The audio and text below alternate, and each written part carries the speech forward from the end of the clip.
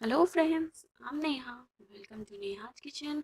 आज मैं हरी चटनी बनाने जा रही हूँ, तो आइए इसे बनाना शुरू करते हैं। हरी चटनी बनाने के लिए मैंने यहाँ पर एक गड्डी हरा धनिया लिया है। थोड़े से मैंने यहाँ पर पुदीने के पत्ते ले रखे हैं। 5 लहसुन की कलियाँ ली हैं और 5 हरी मिर्ची ली है और एक मीडियम साइज़ का मैंने यहाँ पर प्याज रफली काट कर ले लिया है और एक छोटी चम्मच नींबू का रस।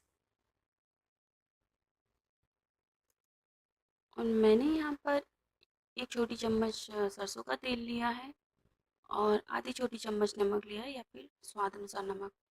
सबसे पहले हम पैन के गर्म होने पर तेल डालेंगे। तेल के गर्म होने पर हम नींबू का रस छोड़कर बाकी सारी सामग्रियों को 2 मिनट के लिए भून लेंगे।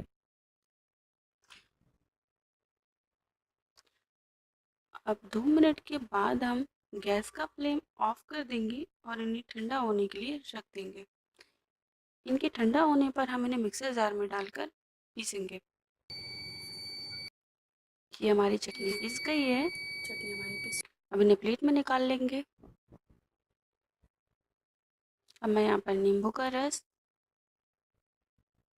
और मैं यहाँ पर एक छोटी चम्मच सरसों का तेल इसमें डाल रही हूँ। ये ऑप्शनल है, अगर आपको नहीं पसंद है तो आप मत डालिए, बट इससे चटनी का टेस्ट बहुत अच्छा आता है। मिक्स कर देंगे। ये हमारी हरी चटनी बनकर के तैयार है। बहुत ही टेस्टी बनी है। आप इसे ज़रूर ट्राई कीजिए और अपने एक्सपीरियंस मुझसे शेयर कीजिए। आप इस चटनी को दाल चावल, इडली, डोसा या फिर सैंडविच के साथ सर्व कर सकते हो। अगर आपको मेरी ये वीडियो अच्छी लगी हो तो प्लीज़ मेरी वीडियो को लाइक और मेरे चैनल को सब्सक्राइब ज़रूर कीजिए। मिलते हैं अगली रेसिपी में, तब तक के लिए स्टे हैप्पी, बी हेल्दी।